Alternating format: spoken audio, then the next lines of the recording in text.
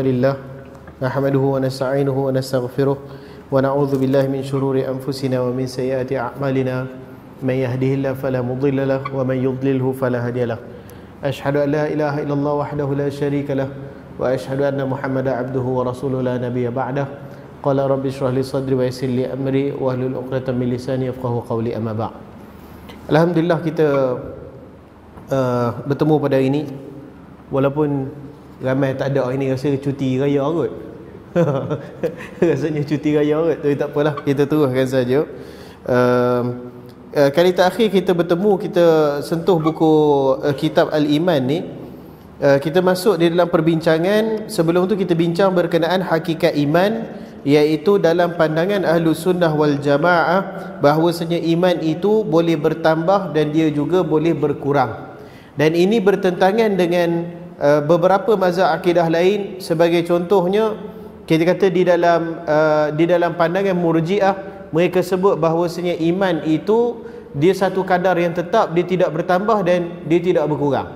Jadi golongan Murji'ah ni mereka berpandangan sebagaimana amalan soleh itu tidak memberi kesan kepada pelakuan dosa, sebegitu jugalah pelakuan dosa tidak memberikan kesan kepada amal soleh. Maka kalau maksudnya macam mana, dalam bahasa mudahnya, buat dosa macam mana pun iman tak terjejah. Dia faham macam tu. Jadi golongan Murji'ah ni mereka pandang bahawasanya buat dosa macam mana pun iman dia tidak berkurang, ataupun buat pahala macam mana pun iman itu tidak bertambah. Ini kita kata satu pandangan yang salah lah, bukan pandangan daripada Ahlus Sunnah wal Jamaah. Dan begitu juga kalau kita tengok golongan yang melampau seperti golongan Khawarij, mereka berpandangan bahawasanya iman ni bukan berkurang, tetapi kalau buat dosa saja, terutamanya kalau buat dosa besar, terkeluar terus daripada daerah keimanan. Yang ni melampau ke arah satu lagi pula. Maka Ahlus Sunnah wal Jamaah merupakan golongan pertengahan dalam perkara ni. Mereka menyebut bahawasanya iman itu boleh bertambah dan boleh berkurang. Kalau seseorang itu melakukan dosa, kalau dia melakukan dosa besar tanpa berkeyakinan bahawasanya dosa itu boleh dilakukan, maksudnya tak ada lah, contohnya dia judi, dia kata saya ni berjudi dan judi ni tak ada sebut dalam Quran, tak boleh macam tu, itu rosak keimanan dia. Tetapi umpamanya dia buat maksiat, saya dia berjudi, saya tahu judi ni tak boleh dalam Islam, tetapi saya ketagihan, tak boleh nak tahan, umpamanya macam tu, maka dia kita sebut sebagai berdosa besar tetapi masih lagi Islam. Jadi ini kita kata pandangan yang pertengahan. Dalam pada itu kita kata disebabkan Ahlus Sunnah berpegang bahawasanya iman itu boleh bertambah dan dia boleh berkurang. Okey, jadi dia bukan buat dosa besar terkeluar terus keimanan, bukan macam tu. Ataupun buat apa jenis dosa pun tak ganggu keimanan, itu pun bukan juga.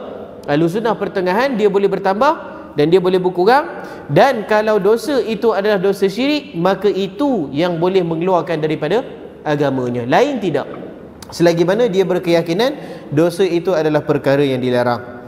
Baik, maka atas dasar tu kita tengok malam ni perkara-perkara yang boleh menambahkan iman.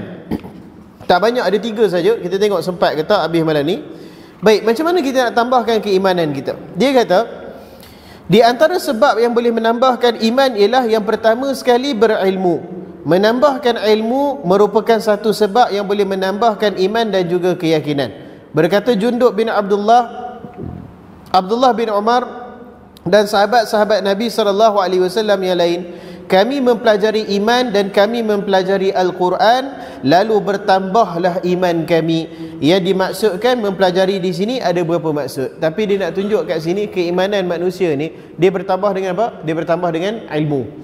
Sebab tu kita kata ilmu ni, kalau kita ni ialah macam-macam mana pun hidup kita ni, pusing kot mana pun, kita punya tujuan hidup ni adalah untuk nak menggapai syurga Allah Subhanahu Wa Taala. Itu destinasi kita. Saya ingat tak ada tujuan lain lah kot yang hakikinya, sama ada destinasi syurga ataupun neraka Allah Subhanahu Wa Taala. Maka kita kata kalau kita tengok golongan yang lepas, orang-orang yang nak mencapai syurga Allah Subhanahu Wa Taala, memang mereka ni memang gemar mencari ilmu.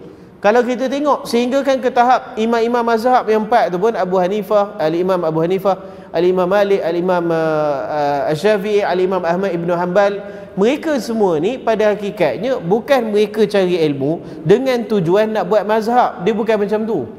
Malahan mazhab ni pun bukan mereka yang buat. Sebenarnya kalau kita tengok dalam perbincangan tarikh tasyrik, yang buat mazhab ni siapa? Anak-anak murid mereka, bukan mereka. Mereka ni pada hakikatnya adalah orang yang mencari ilmu di atas dasar niat apa dia? Niat nak mencari syurga Allah Subhanahu Wa Taala. Itu dia punya cerita dia. Niat untuk nak berbakti pada agama, niat nak beroleh pahala. Itu dia punya tujuan dia. Niat untuk memperkuatkan keimanan dia.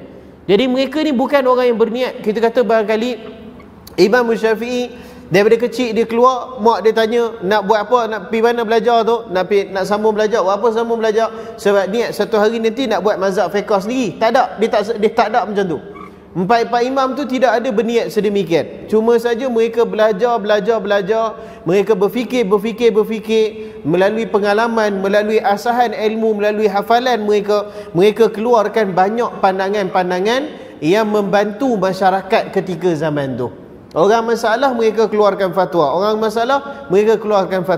Bukan sahaja masalah yang diajukan kepada masyarakat awam. Bahkan kalau dalam perbincangan agama tu pun mereka nampak ada perkara yang perlu diperkemaskan. Ada perkara dasar yang mereka nampak itu merupakan masalah dalam agama, maka mereka cari cara untuk macam mana nak perbetul perkara tu. Sampai ke tahap itu dia punya usaha dia. Sebagai contoh kita kata mazhab ni bukan saja pandangan berbeza dalam fiqh, tetapi pandangan dalam mengeluarkan hukum fiqh tu, yang tu pun berbeza juga. Okay? Sebab apa? Sebab barangkali ada orang dinampak satu cara tu tak sesuai. Sebagai contoh, Al-Imam Syafi'i rahimahullahu ta'ala, dia tidak menerima salah satu daripada kaedah usul fiqh yang dipanggil al-istihsan. Dia tak terima. Malahan dia buat satu risalah, satu buku yang tajuk buku tu Ibtalul Istihsan. Maksud buku tu membatalkan ataupun menolak penggunaan istihsan. Apa dia istihsan? Al-istihsan ni merupakan salah satu cara kita keluarkan hukum. Al-istihsan maksud dia adalah special case. Saya bagi contoh. Okey, sebagai contoh, kita kata kalau ada satu bekas dalam mazhab Syafi'i ni, air ni kalau tak sampai 2 kolah, dia senang jadi air yang suci tapi tidak menyucikan kan. Dalam mazhab lain, saya lebih berpegang pada mazhab macam contoh Hanabilah, air ni suci atau tak suci, 2 tu je. Dia tak ada suci tetapi tidak menyucikan, dia tak ada macam tu. Wallahu a'lam. Tapi ini perbandingan mazhab, tak ada masalah. Dalam mazhab Syafi'i, kalau air itu tidak sampai 2 kolah, di bawah daripada 2 kolah. Baik. Kita kata kalaulah, saya ingat dulu-dulu saya dengar cerita masyarakat dulu-dulu yang duduk dalam kawasan estate getah kan. Mereka ni biasa jumpa harimau, betul tak? Baru ni pun saya ingat 2 minggu lepas ada orang ambil video harimau berlari dekat Terengganu ke mana. Ada zaman dulu-dulu tu jumpa harimau tu lagi biasa. Jadi saya ingat antara dia punya perbincangan, kita kata ulama dulu ni, adalah macam mana kalau kita ada satu bekas minum. Kita ada bekas minum, mungkin baldi besar ke apa, tak sampai 2 kolah, kita letak dekat rumah kita, luar rumah kita. Pagi tu kok kita bangun pukul 4.30 ke, kita bangun pukul 5 pagi ke, kita tengok bekas minum kita tu ada rimau duk teguk di situ. Ada rimau duk teguk di situ. Memang pernah jadi pun. Tanya orang-orang yang duduk dalam yang kerja asalnya mak ayah kerja tori getah kita kan. Depa pernah jumpa macam tu ke tak? Nampak rimau tengah duk teguk daripada bekas tu. Air tu dia boleh ambil wuduk lagi ke tak? Kalau rimau tu minum daripada situ, boleh tak? Tak boleh. Sebab apa? Sebab harimau ni dia punya sifat, dia kan dia makan daging mentah. Ke harimau makan daging korban saja? Maksudnya dia tak makan daging, melainkan daging tu dia raya korban, dia sedekah pakai bagi harimau. Dia bukan macam tu. Dia makan daging mentah, ataupun dalam istilah fiqahnya, dia makan bangkai. Betul tak? Selalu orang kata buaya makan bangkai. Perkiraan kita dalam syariat, kalau sesuatu hayawan itu tidak disembelih dengan nama Allah, okey, dia jadi apa? Jadi bangkai, tak boleh lah. Okey, bukan bangkai dah mati macam buaya makan, tak semestinya macam tu. Kod baru mati pun tapi matinya dikepak leher dia, bangkai lah kita tu. Tidak disembelih dengan nama Allah Subhanahu Wa Taala. Dia makan daripada bangkai, dan mulut dia tu lazimnya kita kata mesti berdarah gitu kan. Berdarah tak bersih dan sebagainya, maka bila diminum daripada air itu jadi najis. Okey.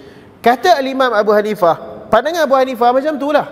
Iaitu kita kata kalau sesuatu bekas minuman tu diminum daripada hayawan yang makan hayawan lain, karnivor kita kata kan. Lalu bekas tu dia dah tak jadi suci. Kalau lembu tak apa, tak ada masalah. Tapi kalau haiwan yang makan haiwan lain, dia minum daripada bekas tu, maka air tu tak jadi suci, tak boleh berwuduk lah. Kata Al-Imam Abu Hanifah, dia kata perkara ini benar melainkan kepada burung helang, dia kata. Dia melainkan tu yang dipanggil sebagai al-istihsan.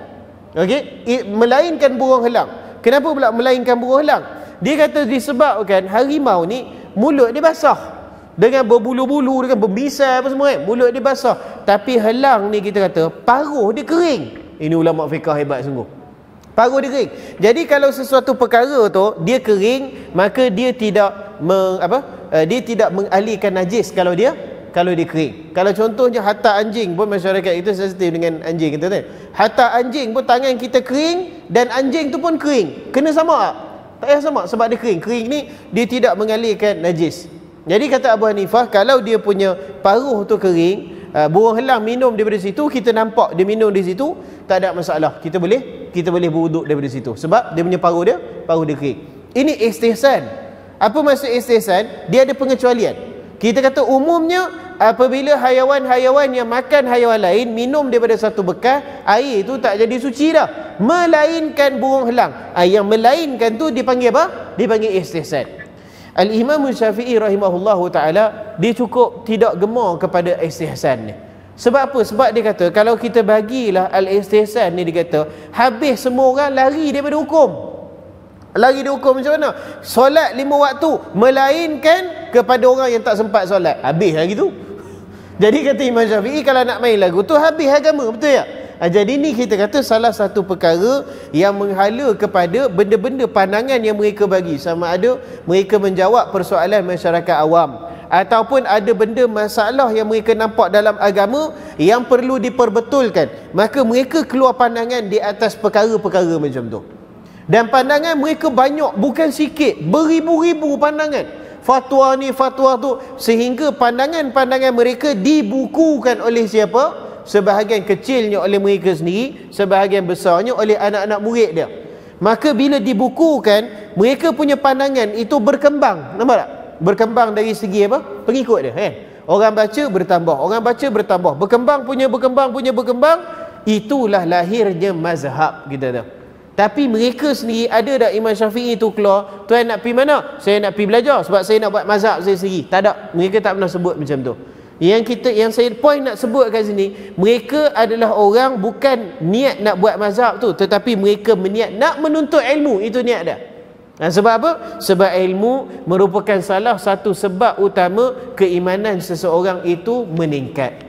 Okey, sebab tu saya pengalaman banyak juga orang yang datang kata, ustaz, kata anak saya ni masuk sekolah belajar tak berapa bagus, ramai gitu.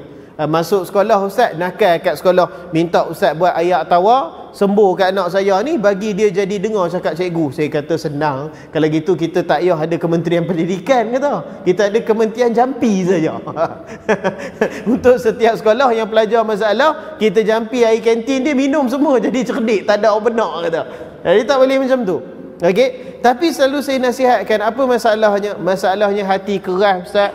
Saya panggil tak jawab-jawab, kata. Kalau panggil mai pun tak datang-datang, paksa mai pun jadi bergaduh, kata. Yang ni salah satu nasihat saya kata apa? Bawa ke majlis-majlis ilmu. Bawa majlis ilmu. Mula-mula mungkin paksaan. Okey, mula-mula pergi ceramah, muka orang kata apa? Muka orang Ganu bagi terbonyok. Terbonyok ni maksudnya muka tak ikhlas, kita kan. Muka tak ikhlas, kita kata pergi. Mula-mula macam tu. Tapi bawa dia sehingga sampai satu masa dia apa? Satu masa dia biasa. Bila dia biasa tu, dia sendiri tak boleh tinggal, silap-silap kita tak pi, dia yang pi. Ini kita kata sedemikianlah pendidikan. Nak melembutkan hati tu salah satu cara, dekatkanlah diri dengan majlis-majlis ilmu. Dan selalu saya sebut dekat Perlis ni, alhamdulillah, majlis ilmu setiap malam. Masjid kita ada sangat-sangat banyak, dan majlis ilmu kita kata setiap malam ada majlis ilmu. Bukan saja ada majlis ilmu, malahan tuan-tuan boleh pilih nak subjek apa. Kita subjek dekat sini Masjid Terapung ni, Khamis malam Jumaat, subjek akidah bergilir dengan fiqh sunnah umpamanya. Masjid lain barangkali ada, saya tengok poster tadi Ustaz Diak kita ke Ustaz Mutik kita, saya tak pasti, muka adik-beradik kita kan, mengajar Syu'abul Iman, cabang-cabang iman. Datuk Mufti pun ada di Masjid Alwi kan, mengajar Bulughul Maram berkenaan hukum fiqh. Pilih je nak subjek apa kata. Okey, jadi ni sangat-sangat penting. Selain daripada amal ibadah kita, perkara yang menambahkan iman adalah apa? Ilmu. Kalau kita tak ada kemampuan untuk memang nak takhasus dalam ilmu agama, tak ada masalah. Tetapi malam-malam macam ni cari ilmu agama. Itu menambahkan ilmu kita. Baik, lalu disebut kat sini yang dimaksudkan oleh Ibnu Umar radhiyallahu anhuma berkenaan dengan mempelajari Al-Quran itu, iaitu mempelajari iman dan Al-Quran itu, dikata ada beberapa maksud. Yang pertama dikata mengenal Allah, iaitu mengenal nama-namanya, sifat-sifatnya dan perbuatannya. Kena kenal Allah Subhanahu Wa Taala. Sebab apa kena kenal Allah Subhanahu Wa Taala? Sebab yang pertama sekali Allah telah memperkenalkan diri dia dalam Al-Quran dan juga hadis Nabi sallallahu alaihi wasallam. Bila Allah perkenalkan diri dia, boleh tak kita kata Allah ni nak kenal pun tak apa, tak kenal pun tak apa? Tak boleh lah. Ini bukannya kita cerita berkenaan bos kita, kenal sangat tak apa, tak kenal sangat pun tak ada masalah kata. Bukan macam tu. Ini siapa yang kita cakap ni? Yang kita cakap ni adalah Allah Subhanahu Wa Taala. Bila dia perkenalkan diri dia, maksudnya apa? Wajib untuk kita belajar berkenaan Allah Subhanahu Wa Taala. Dan begitu juga berkenaan diri Allah, berkenaan zat Allah itu, kalau kita tak belajar berkenaan dia, kita tak sedar keagungan, kebesaran dia, tak tahu. Adakah sama orang yang tak tahu berkenaan Allah Subhanahu Wa Taala dengan orang yang tahu dan tahu Allah mempunyai 99 nama yang berlainan? Sama ke tak sama? Tak sama. Orang yang belajar berkenaan 99 nama Allah Subhanahu Wa Taala, barangkali bukan sekadar sebutan saja, tetapi nama tu dia bincangkan. Dibincangkan nama tu, Ar-Rahman maksudnya apa, Ar-Rahim maksudnya apa, penerangannya apa. Orang yang tahu semua 99 nama Allah tu, sudah pastilah dia punya keimanan dia lebih tegar daripada orang yang cuma hafal saja 99 nama Allah tu. Okey, jadi di sini pentingnya ilmu untuk kita tahu, dan disebut di sini yang pertama paling penting untuk kita tahu tak lain dan tak bukan adalah Allah Subhanahu Wa Taala sendiri. Itu maksud Ibnu Umar. Bila dia kata kami mempelajari iman dan Al-Quran, nombor satu apa maksud dia? Kami mengenal Allah Subhanahu Wa Taala. Okey? Itu yang pertama. Yang kedua, setelah kita kenal Allah Subhanahu Wa Taala, mengenal Rasulnya sallallahu alaihi wasallam, iaitu mengenali syariatnya, manhaj dan juga ajaran baginda, mempelajari riwayat hidup baginda, sudut ibadahnya, jihadnya dan muamalahnya. Kalau kita kata secara khususnya bukan sahaja bab berkenaan ilmu-ilmu sunnah Nabi SAW, bahkan dia punya sirah pun satu perkara yang sangat penting untuk kita belajar. Sebab tu kata Umar Al-Khattab, ajarkan maghazi kepada anak-anak kamu sebagaimana kamu mengajarkan mereka Al-Quran. Maghazi ni apa? Maghazi ni nama lama bagi sirah. Dulu masa zaman sebelum daripada zaman penulisan sirah dulu, mereka panggil sejarah Nabi ni maghazi. Dan dimaksudkan maghazi ni adalah apa dia? Secara khusus peperangan-peperangan Nabi SAW. Itu maghazi. Sebab apa pentingnya maghazi ni? Sebab kita nak tengok, yang pertama dari segi persediaan umat Islam. Umat Islam kita kata bila terjadi perang, takkan masa tu baru nak gagau macam mana cara nak perang kan? Tak boleh macam tu. Satu kata Nabi SAW, 3 perkara yang tak termasuk dalam hal yang sia-sia. Salah satunya adalah seorang lelaki yang belajar cara untuk memanah. Kalau kita sekarang, panah mungkin tak relevan lah. Kita kata belajar cara menembak. Tak termasuk dalam perkara yang sia-sia, buang masa. Tak masuk macam tu. Jadi Umar Al-Khattab kata belajar berkenaan maghazi ada 2 perkara. Yang pertama berkenaan dengan taktik-taktik peperangan, itu satu. Dan yang kedua, maghazi itu terkandung juga sirah Nabi SAW. Jadi belajar berkenaan sirah. Kata Umar, ajarkan perkara ni kepada anak-anak kamu sebagaimana kamu mengajarkan mereka Al-Quran. Maknanya penting. Okey, nak kenal Nabi SAW, orangnya macam mana, sifatnya macam mana, sunnahnya macam mana, perlakuannya macam mana. Kita kata idola masyarakat kita sekarang, terutama masyarakat muda di kalangan kanak-kanak dan sebagainya. Saya ingat susah kot kalau nak tanya siapa orang yang kamu nak jadi, sebut Rasulullah tu. Saya rasa payah kot. Apa maksud saya payah? Cuba tuan-tuan, cuba kita fikir sejenak. Kalau kita jumpa budak, kalau kita jumpa anak kecil, sama ada sekolah rendah ke, awal sekolah menengah ke, kalau kita tanya pada dia, kita kata siapa idola kamu, siapa ikutan kamu nak jadi macam siapa? Kalau dia sebut Rasulullah SAW, mesti kita terbayang dia budak sekolah agama, betul tak? Ini hakikat kehidupan, betul tak? Ada tak orang yang bila dengar macam tu, siapa yang kamu nak ikut? Saya nak ikut Rasulullah sallallahu alaihi wasallam. Ni budak sekolah sains ni. Ada orang fikir macam tu. Saya cakap terus-terang, saya pun tak terfikir macam tu.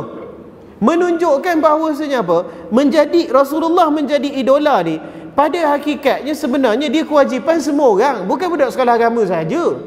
Dia merupakan semua hakikat yang perlu diimani oleh kesekalian umat Islam, bukan budak sekolah agama saja.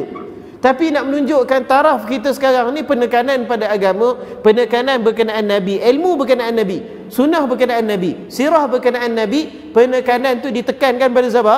Ditekankan pada budak sekolah agama saja. Budak sekolah biasa ikut suka, nak dia apa pun. Orang kata apa? Nak jadi hantu ke nak jadi buaya? Macam tu kan. Jadi macam tu. Okey, jadi ni satu perkara yang kita perlu tengok. Sirah Nabi SAW perlu kita ajarkan pada anak-anak kita. Macam mana nak ajarkan anak, ustaz? Pak kena ngajar dulu lah. Pak kena mai kat kelas dulu, kena faham dulu berkenaan sirah Nabi SAW. Kena tahu perkara ni. Kalau tidak kan anak tanya, ayah kenapa jadinya perang Uhud? Oh, sudah kerja nak jawab. Tak boleh macam tu. Kena mai belajar dulu. Okey, itu yang kedua. Mengenal Rasul SAW, mengenali syariatnya, manhaj ajaran baginda. Yang ketiga dia kata apa? Mengenali Al-Quran, iaitu mengetahui isinya yang mengandungi berita, perbandingan, pengetahuan, pengajaran dan pengukuran baik dan jahat. Kerana asal iman ialah mengaku uluhiyah Allah dan sifat kesempurnaan yang layak baginya. Dan yang kedua, mengaku kerasulan Nabi Muhammad sallallahu alaihi wasallam dan ajaran yang baginda bawa datang daripada Tuhannya dengan pengakuan yang ringkas, iaitu mengucapkan kalimah asyhadu an la ilaha illallah wa asyhadu anna Muhammadar Rasulullah.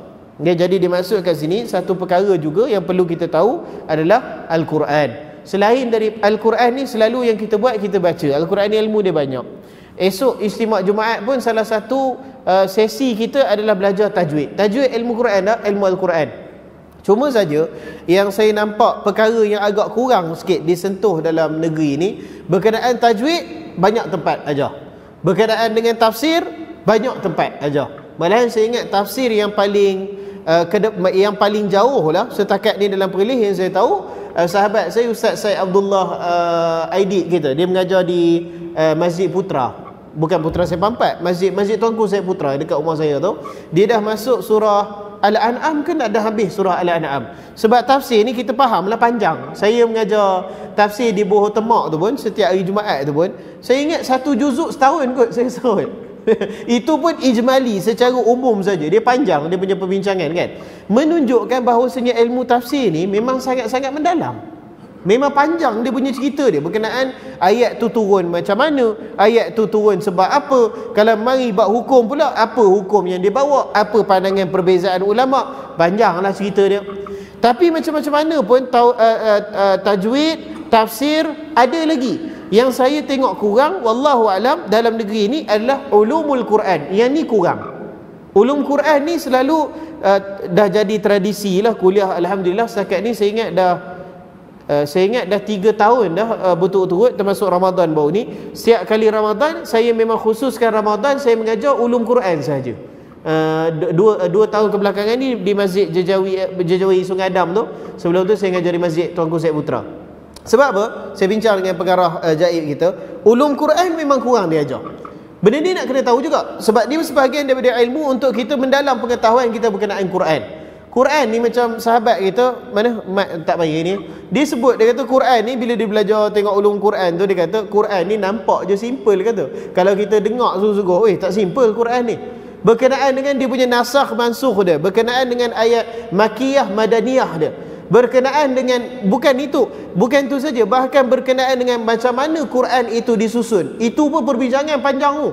Berkenaan dengan penurunan Al-Quran secara beransur-ansur, bagaimana Quran itu disusun, dan bila kita kata penyusunan Al-Quran itu membawa maksud Al-Quran ni susunan dia bukan main rawak macam tu saja, tetapi dia ada saling kaitan. Surah Al-Fatihah ada kaitan dengan surah Al-Baqarah, surah Al-Baqarah ada kaitan dengan surah Ali Imran. Kita sebagai contoh, dalam surah Al-Fatihah di hujungnya Allah Subhanahu wa taala sebut siratal ladzina an'amta alaihim ghairil maghdubi alaihim waladdallin. Allah Subhanahu wa taala sebut jalan orang-orang yang telah kau berikan nikmat pada mereka, bukan jalan orang yang dimurkai dan bukan jalan orang yang sesat. Sahabat radhiyallahu anhum tanya pada Nabi sallallahu alaihi wasallam, siapa dia orang yang dimurkai tu? Hadis ni masyhur. Apa kata Nabi SAW? Banu Israel. Bani Israel ni orang Yahudi ni, orang yang dimurkai oleh Allah Subhanahu Wa Taala. Kemudian sahabat tanya, siapa orang yang sesat? Waladhdallin. Siapa orang yang sesat? Kata Nabi SAW, orang Kristian. Ni benda ni dalam surah apa? Dalam surah Al-Fatihah. Lepas habis surah Al-Fatihah, sebagaimana susunan Nabi sebut tadi, orang Yahudi dan orang Kristian. Ni sebut dekat mana? Surah Al-Fatihah. Habis surah Al-Fatihah, Allah masuk surah Al-Baqarah, dan dalam surah Al-Baqarah perbincangan utamanya memang Bani Israel. Lepas habis surah Al-Baqarah, masuk surah Ali Imran. Lepas habis surah Al-Baqarah bincang Bani Israel, dalam surah Ali Imran bincang pasal siapa? Orang Kristian. Masya Allah. Ini susunan Quran. Ini dipanggil sebagai munasabat fil Quran. Kenapa Al-Quran tu ayatnya disusun sedemikian? Kenapa surah-surahnya disusun sedemikian? Ni sebahagian daripada ulum Quran. Kalau kita tak belajar benda tu, kita ingat Quran ni cuma satu himpunan surah-surah. Kenapa susunannya macam tu? Kita pun tak tahu pasal apa. Betul tak? Jadi kita kata ini di antara ilmu-ilmu yang kalau kita belajar, kita nampak betapa kompleksnya Al-Quran tu. Saya ingat kajian saya dalam bidang hadis, saya pernah tengok kepada manhaj, yang ni banyak dah orang tulis berkenaan manhaj Al-Imam Al-Bukhari rahimahullahu ta'ala. Bila dia tulis dia punya Sahihul Bukhari tu, adalah dia punya cerita dia. Bila dia nak letakkan bab tu, dia kena faham dulu hadis tu cakap pasal apa. Lepas tu dia kena ijtihad hukum dalam hadis tu apa. Banyak dia punya proses dia. Sehingga kan bila akhirnya saya nampaklah secara umumnya kenapa Sahih Bukhari ni ulama hadis kata hebat sangat. Saya pun tengok kata apa, betul lah orang kata buku kedua yang paling hebat lepas Al-Quran adalah Sahihul Bukhari. Sebab tu Syiah pegang sangat kat Sahih Bukhari. Sahih Muslim dia tak pegang sangat. Sunan Abi Daud, Sunan Tirmizi dia tak pegang sangat. Dia pegang dengan Sahih Bukhari. Saya pernah tanya pada guru saya di Universiti Sains Islam tu, saya tanya dia kenapa dia bengang sangat kat Sahih Bukhari. Sebab kita Ahlussunnah kata asahul kitab min ba'di kitabillah. Kita kata bahawasanya Sahih Bukhari adalah kitab kedua paling sahih sebelah kitab Allah Subhanahu Wa Taala. Bukan saja sahih, malahan dia punya susunan dia pun Allahu Akbar, memang first class kita kata. Terutamanya bila baca penerangan Ibnu Hajar berkenaannya. Tetapi macam-macam mana pun hebat Sahihul Bukhari, tak boleh lawan susunan Al-Quran. Lagi hebat lagi. Okay? Jadi perkara-perkara macam ni, kalau kita tak tengok pada ulumul Quran, kita tak sedar perkara ni. Hatta kalau kita tengok dalam tafsir pun, benar dalam tafsir dia cerita ayat ni cerita pasal apa, sebab turun dia kenapa, hukum hakam dia apa. Tapi kurang cerita dalam tafsir apa hubungan di antara surah-surah dan ayat-ayat tu. Melainkan beberapa tafsir yang terpencil, sebagai contohnya Tafsirul Munir tulisan Wahbah Zuhaili. Dalam tu dia ada tulis kaitan ayat-ayat tu. Tapi kita kata yang saya nak sentuh situ, kalau kita tak masuk ulumul Quran, memang kita tak faham Quran. Kalau kita tak nampak dia punya kehebatan susunan tu, dia punya keimanan ataupun kekaguman kita tu barangkali tak sempurna lagi. Jadi ini perkara-perkara dia termasuk bawah perbincangan yang menguatkan keimanan kita terhadap Al-Quran itu sendiri adalah ulumul Quran. Itu satu benda yang saya ingat boleh kot kalau mana-mana masjid khususkan tajuk ni, buat kita kata malam-malam belajar ulumul Quran saja. Saya ingat tu satu usaha yang baiklah. Wallahu a'lam. Baik, kemudian kita sambung. Sesiapa yang melafazkan dua kalimah syahadah ini dan hatinya beriktikad dengan kedua-duanya, maka ia memperolehi asal iman. Tetapi tidaklah sama dengan orang yang mengetahui pengertian dan tuntutan dua kalimah syahadah ini secara terperinci. Maksudnya apa? Kalau orang yang sebut, ini minggu depan kita revert camp kat sini kan. Kalau sesiapa yang datang tu kata saya nak masuk Islam, maka dia sebut asyhadu an la ilaha illallah wa asyhadu anna Muhammadar Rasulullah. Dia masuk Islam tak? Dia masuk Islam. Tetapi kita kata berbeza tak dengan orang yang tahu dalam asyhadu an la ilaha illallah itu ada dua hukum, ada nafi dan ada isbat. Barangkali. Kenapa dia sebutkan la ilaha illallah? Dia tak sebut la rabba illallah. Dia sebut ilaha. Sebab ilaha ni Tuhan yang disembah. Rabba ni mungkin penjaga pun rabba juga. Ada nasyid Arab nyanyi ummi rabbat baiti, dia kata. Maksudnya apa? Mak saya rabbat baiti, mak saya yang menjaga rumah saya. Bukan maksud mak saya Tuhan rumah saya. Bukan maksud dia macam tu. Rabbah barangkali maksud penjaga, Rabbah barangkali maksud pengembala. Tetapi bila disebut ilah, ilah satu saja maksudnya Tuhan yang selayaknya disembah. Jadi bila kita sebut la ilaha illallah, maksudnya apa? Tiada Tuhan yang selayaknya disembah illallah, melainkan Allah Subhanahu wa taala. Ada beza tak di antara orang yang hari pertama diucapkan asyhadu an la ilaha illallah dengan orang yang tahu hakikat ni? Kenapa ilah? Kenapa nafi? Kenapa isbat? Kenapa lepas la ilaha illallah dibawakan syahadah kerasulan, iaitu wa asyhadu anna Muhammadar Rasulullah? Sebab apa kita nak kata ibadah kita dalam menyembah Allah, saya nak ikut sunnah Nabi SAW. Berbanding dengan orang hari pertama diucap dua kalimah syahadah dengan orang yang tahu maksud mendalam syahadah, sama ke berbeza? Berbeza. Itu maksud kat sini dia kata bahawasanya ilmu itu meningkatkan keimanan. Dituntut kita untuk mencari ilmu ni disebabkan banyak perkara-perkara macam ni. Kalau kita tak tuntut ilmu berkenaannya, kita duk rasa macam cukup saja, maka tak bertambah iman kita. Okey, itu satu cara menambahkan iman, kena dengan ilmu. Kemudian dia bagi contoh lagi. Itu saya bagi berkenaan syahadah ni, dia bagi contoh lain. Dia kata apa? Tidaklah sama antara orang yang mengetahui secara terperinci ajaran yang dibawa oleh Nabi Muhammad SAW mengenai perkara ghaib yang akan berlaku selepas daripada matinya, yang terdiri daripada soalan malaikat dan azab ataupun nikmat dalam kubur, dengan orang yang mengetahui perkara tersebut secara ijmal, meskipun mengetahui demikian termasuk secara umum dalam syahadah Muhammad Rasulullah. Apa maksud dia? Dia kata contohnya, orang yang tahu berkenaan kita ni memang ada hari kebangkitan. Kita kata hari kebangkitan tu apa? Suatu hari nanti kita akan bangkit balik dan Allah akan tengok kita ni amal baik ataupun tidak. Amal baik masuk syurga, amal yang tak baik masuk neraka. Apa lagi? Saya tahu sampai situ lah, dia kata. Barangkali macam tu. Beza tak dengan orang yang dia tahu bahawasanya lepas kita mati ni, di saat kematian kita, malaikat akan menyingkapkan hijab kita dengan perkara gaib. Dan di situ kita akan nampak rumah kita. Na'udzubillah. InsyaAllah kita doakan kita semua nampak rumah kita di syurga Allah Subhanahu Wa Taala, dan ada juga yang dah nampak tempat dia siap-siap di neraka Allah Subhanahu Wa Taala. Dicabut nyawa dia, waktu nyawa dia dicabut, nyawa dia ikut diiringkan ke kuburan. Dia masuk dalam kuburan, kata Nabi SAW, dia dengar derapan capal keluarganya meninggalkannya. Lalu datang dua malaikat yang namanya Munkar dan Nakir, menanyakan soalan padanya, siapa Tuhan kamu, siapa imam kamu, siapa ikutan kamu. Kalau yang jawab alhamdulillah, tak dijawab diseksa sekian-sekian. Ada yang roh dibawa ke langit, lalu baunya busuk dan malaikat pukul dia sampai jatuh ke bumi balik. Ada hadis sebut macam tu. Ada nikmat dan azab kubur, ada percubaan kubur. Lepas dah habis alam kubur, kita bangkit. Bila bangkit di padang mahsyar, semua orang bangkit dengan serentak dalam keadaan yang tidak berpakaian. Dalam keadaan padang mahsyar, matahari itu 1 mil di atas kepala. Bangkit, ada yang jalan elok ke padang mahsyar, ada yang jalan dengan bahunya sengit, ada yang jalan dengan perutnya sebesar rumah. Na'udzubillah min zalik.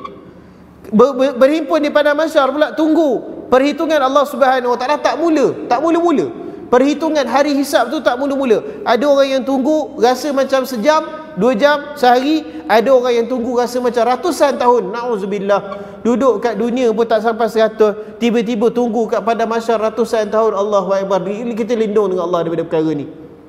Tahu perkara-perkara macam ni, pentafsilan. Apa maksud pentafsilan? Maknanya perkara terperinci dekat akhirat nanti. Berbanding orang yang tahu kita ni akan bangkit ke akhirat nanti dan akan dihitung, dengan orang yang tahu proses-proses ni.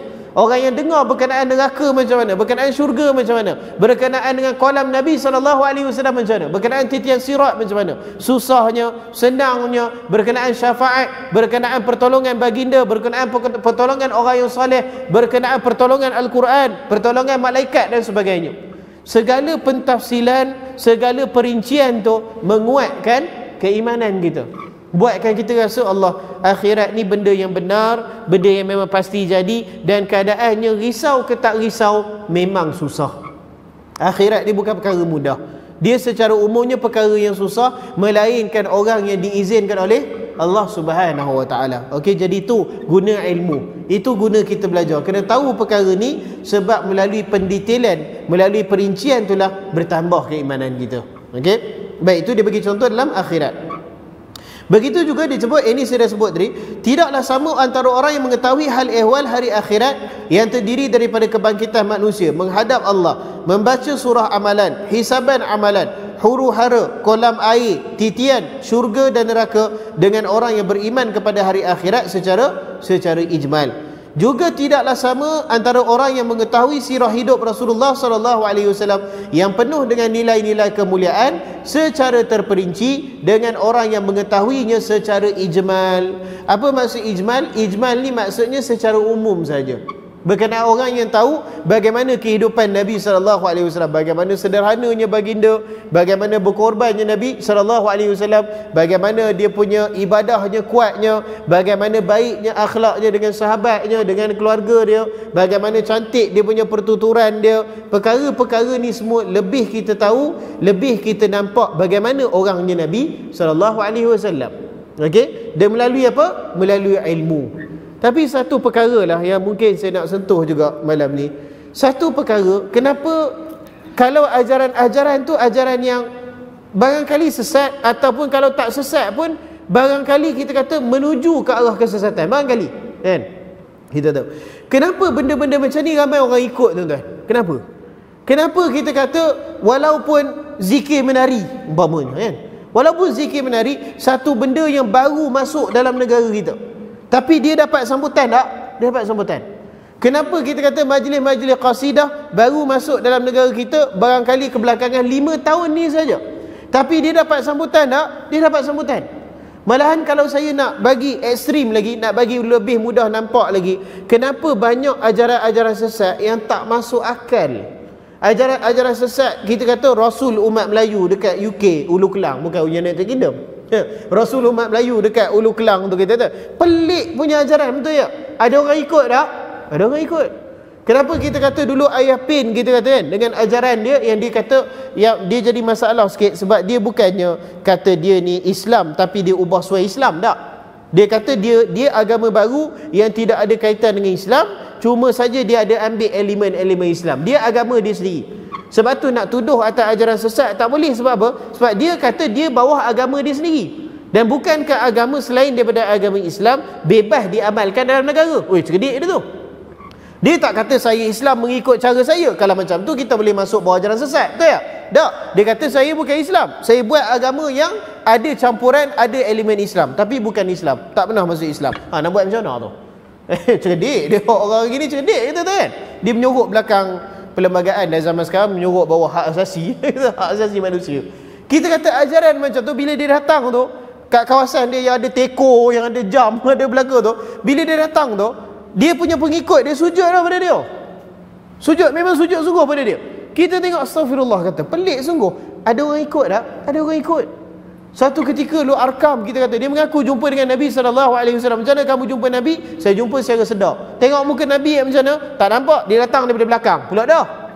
Dia datang daripada belakang, lepas tu dia bercakap dengan kamu. Dia cakap apa? Dia cakap saya Imam Mahdi lah, bla bla bla bla, apa semua. Lepas tu tanya dia, Nabi cakap bahasa Melayu ke bahasa Arab? Dia cakap dengan saya bahasa Melayu. Tu dia, kata. Lawak. Tapi ada orang ikut tak?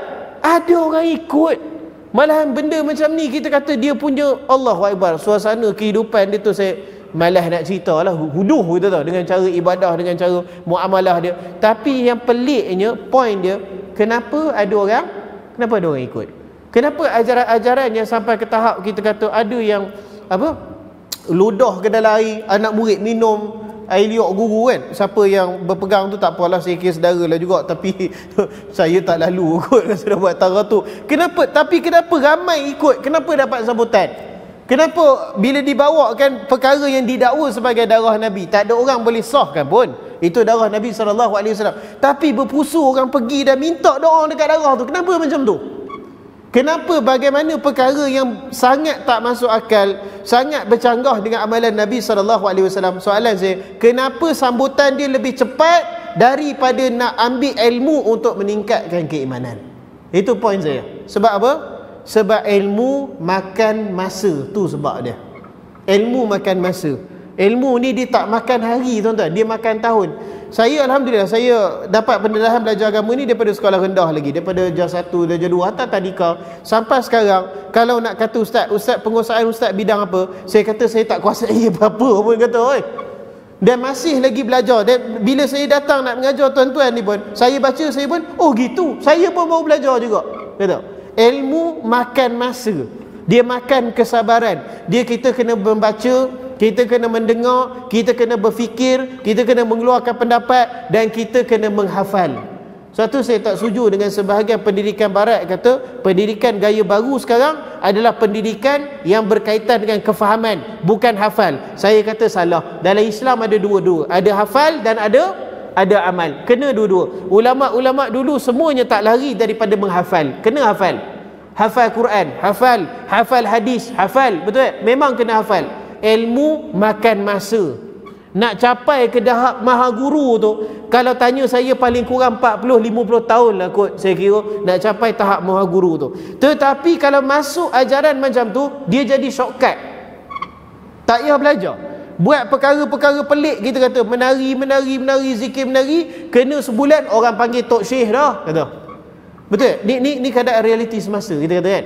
Buat perkara macam ni, pergi kat darah Nabi, hentam kepala pada kelambu Nabi sampai sampai lebam dahi. Bila orang tengok lebam dahi tu, dia ni Pak Syekh wali Tuhan dah, kata apa? Shortcut. Itu sebab dia.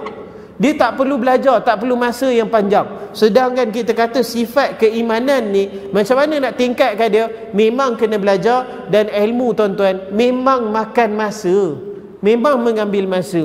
Tak ada kita kata shortcut dalam dunia ni. Kalaulah ada shortcut, takkanlah kita kata imam-imam terdahulu macam orang gila cari ilmu. Allahu Akbar. Saya suka kalau masa-masa lapang baca berkenaan kisah ulama-ulama dulu, nak tunjuk mereka ni bagaimana matangnya pemikiran mereka. Al-Imam Al-Bukhari rahimahullahu ta'ala, saya kongsi satu kisah berkenaan dia. Sekarang kan kita musim haji kan, kita nak masuk musim haji, InsyaAllah wukuf hari Sabtu kan, 9 Zulhijjah hari Sabtu. Al-Imam Al-Bukhari rahimahullahu ta'ala, tuan-tuan dan puan tahu tak, dia pergi haji dengan mak dan dengan abang dia. Dia ni anak yatim, masa dia lahir tu ayah dia tak ada, meninggal dunia. Jadi dia ni bila dia pergi menunaikan haji dengan mak dengan ayah dia, masa tu umur dia baru 13 tahun, tuan-tuan. Baru 13 tahun. Budak 13 tahun kita sekarang boleh buat apa? Kadang-kadang ada yang cakap buat pelat lagi pun ada tau. Dia 13 tahun, saya baca dahsyat kisah dia. Dia pergi ke Masjidil Haram menunaikan haji dengan mak dia dan juga dengan abang dia. Dah habis selesai haji, dia beritahu kat mak dia, Pak. Dia kata, mak dengan abang baliklah, kata, saya nak tinggal kat sini, saya nak belajar hadis. Berapa umur dia? 13 tahun. 13 tahun. Dia duduk di Masjidil Haram, dekat situ dia survive sendiri. Saya tak tahu macam mana dia buat. Macam mana budak 13 tahun cari makan sendiri, cari tempat tidur sendiri, cari kita kata apa, buku sendiri nak belajar dan sebagainya. Tapi Al-Imam Al-Bukhari buat perkara macam tu dan memang dia berjaya. Al-Imam Syafi'i rahimahullahu ta'ala lagi pula umur dia 9 tahun. Mak dia nak hantar dia belajar ke Imam Malik rahimahullahu ta'ala. Maknya duit tak ada. Dia ni duduk kat Gaza. Imam Syafi'i ni orang Palestin. Dia duduk kat Gaza. Dia duduk dekat Gaza tu, mak dia kata, mak gadai rumah kita nak dapat duit nak bagi hang belajar. Dahsyat sungguh tu.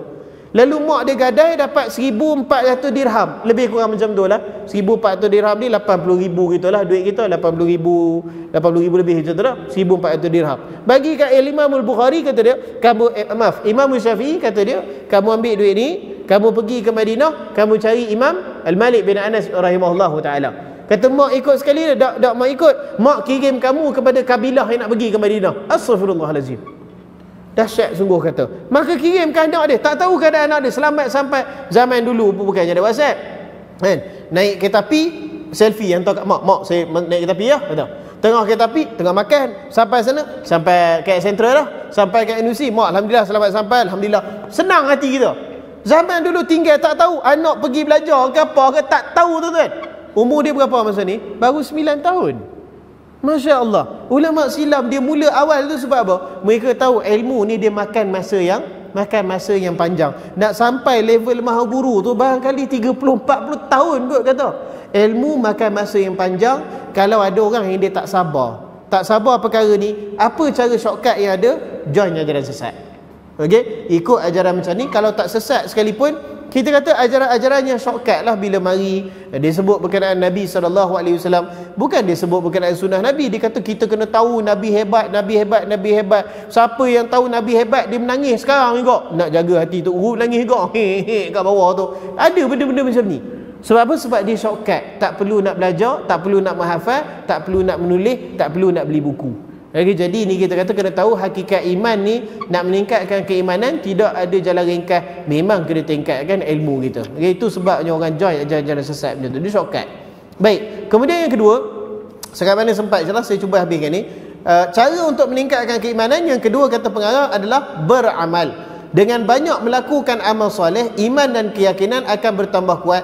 Sebaliknya mensedikitkan amal akan tenggelam dalam syahwah dan maksiat, dan iman menjadi lemah. Ni satu perkara yang nasihat saya pada diri saya, tuan-tuan dan puan-puan sekalian, bahawasanya amal soleh ni jangan kita tunggu hati kita ada mood nak buat baru kita buat. Jangan macam tu. Jangan tu, ni bila nak buat solat duha ni, tengoklah ustaz sampai seru, buat macam tu sampai mati tak solat duha.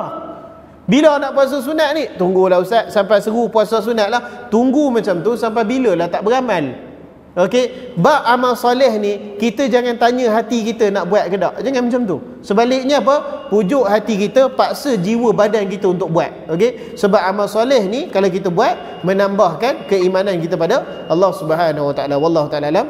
Awal masa Isyak. Kita bagi ruang untuk azan insya-Allah. Kemudian baik, wallahu taala alam. Saya ingat sampai situ perkongsian kita, iaitu perkara yang menambahkan iman adalah salah satunya berilmu dan keduanya beramal, insya-Allah.